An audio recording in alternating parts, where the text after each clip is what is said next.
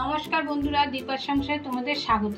আজকে তোমাদের দেখাবো নিরামিষ সয়াবিনের তরকারি। চলো তাহলে দেখাই। গ্যাসে একটা কড়াই বসিয়ে দিয়েছি, এখন জল দিয়ে দিচ্ছি। আমি 200 গ্রাম সয়াবিন নিয়ে নিয়েছি। জল গরম হয়ে গেছে, এখন সয়াবিনটা ভিজিয়ে দিচ্ছি। একটু হালকা করে সিদ্ধ করে নিচ্ছি। লবণ দিয়ে দিলাম, এখন নাড়িয়ে দিচ্ছি।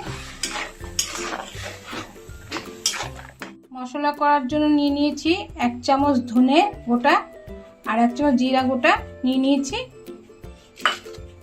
আদা নিয়েছি কয়েক টুকরো, 2টো শুকনো লঙ্কা নিয়েছি আর কয়েকটা কাঁচা পাকা লঙ্কা নিয়েছি আর 3টে টমেটো নিয়েছি। এখন সব মশলাগুলি বেটে নেব। এবার আমি শিলনোড়ায় বেটে নেব। জিরে আর ধনেটা বেটে নিচ্ছি।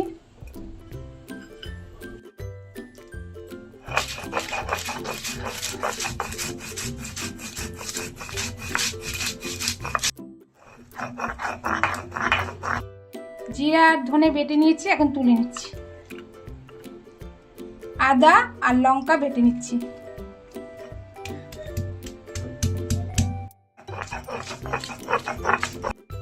লঙ্কা আর আদা বাটা হয়ে গেছে, তুলে নিচ্ছি। সয়াবিনটা সিদ্ধ হয়ে গেছে, দেখো নরম হয়ে গেছে কি সুন্দর। এখন জলটা ঝরিয়ে নেব।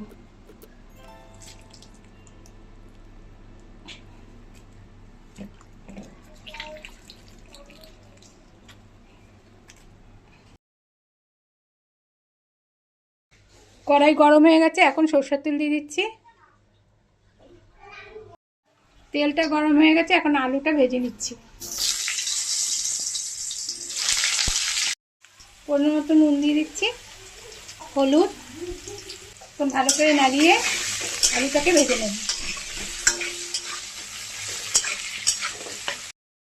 হয়ে গেছে, এখন নামিয়ে নিচ্ছি।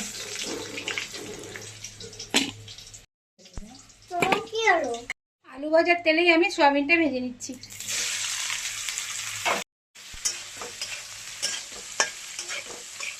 সিদ্ধ করার সময় নুন দিয়েছি, তাই এখন নুন দিচ্ছি না। সয়াবিনটা ভাজা হয়ে তুলে নিচ্ছি।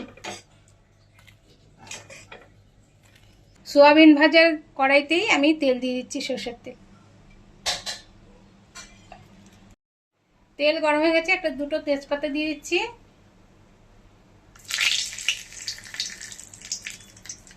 টমেটো কুচি দিয়ে দিলাম।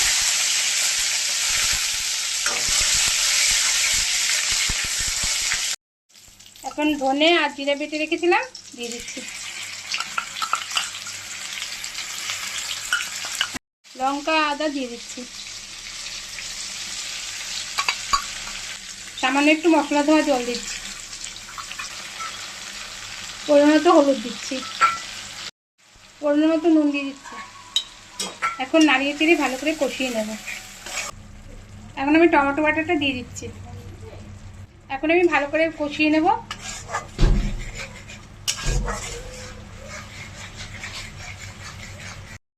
মশলাটা ঢেকে দিয়েছিলাম, তেল বেরিয়ে গেছে, দেখো মশলাটা হয়ে গেছে।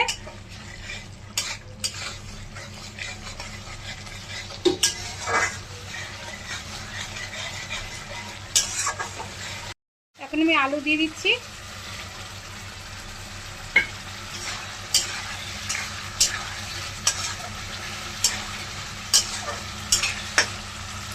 সয়াবিনটা দিয়ে দিচ্ছি। এখন একটু কষিয়ে নেব।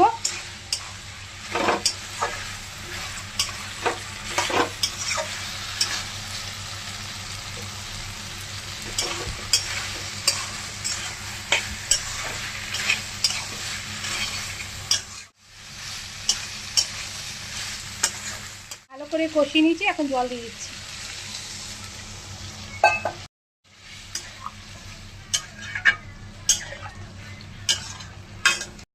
একটু ঢেকে দিচ্ছি। সয়াবিনে একটু নুন কম হয়েছে, এখন নুন দিয়ে দিচ্ছি। সামান্য একটু চিনি দিয়ে দিচ্ছি। এখন ভালো করে নাড়িয়ে চাড়িয়ে নেব।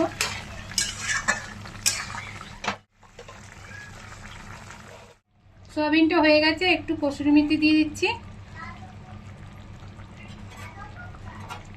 একটু গরম মশলা দিয়ে দিচ্ছি, গুঁড়ো গরম মশলা। নাড়িয়ে নামিয়ে নেব।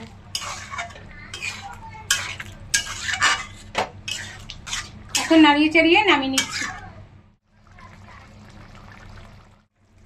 আলু দিয়ে নর্মাল নিরামিষ সয়াবিনের তরকারি ঘরোয়া পদ্ধতিতে রান্না করেছি। তোমরা রান্না করে খেয়ে দেখবে, দারুণ লাগবে।